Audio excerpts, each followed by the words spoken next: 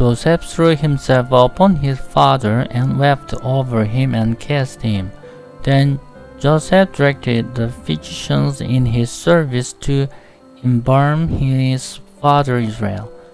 So the physicians embalmed him, taking a full 40 days, for that was the time required for embalming. And the Egyptians mourned for him 70 days. When the days of mourning had passed, Joseph said to Pharaoh's court, "If I have found favor in your eyes, speak to Pharaoh for me. Tell him, my father made me swear on oath and said, I am about to die. Bury me in the tomb I dug for myself in the land of Canaan. Now let me go up and bury my father, then I will return." Pharaoh said, "Go up and bury your father, as he made you swear to do." So Joseph went up to bury his father.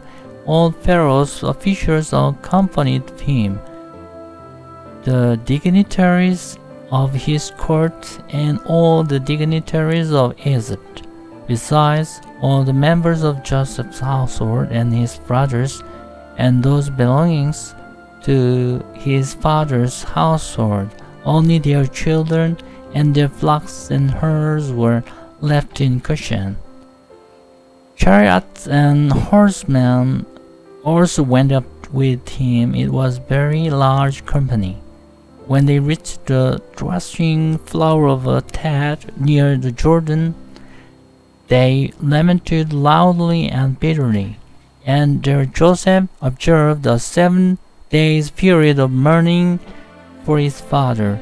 When the Canaanites will leave there, so the mourning at the threshing floor of Atad, they said, "The Egyptians are holding a solemn ceremony of mourning. That is why the place near the Jordan is called Bel Mizraim." So Jacob's sons did as he had commanded them. They carried him to the land of Canaan and buried him in a cave in the field of Machpelah, near Mamre, which Abram had bought a burial place from Ephron the Hittite, along with the field. After burying his father, Joseph returned to Egypt together with his brother and all the others who had gone with him to bury his father. When Joseph's brothers saw that their father was dead, they said, "What if Joseph holds a grudge against us and pay us back for all the wrongs we did to him?" So they sent word to Joseph, saying, "Your father left these instructions before he died.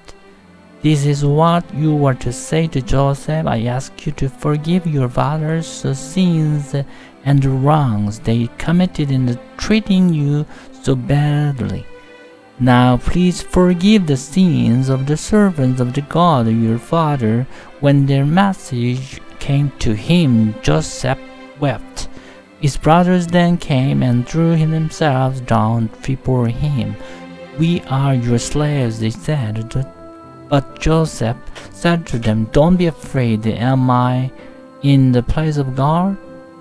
And you intended to harm me, but God intended it for good, to accomplish what is now being done, the saving of many lives.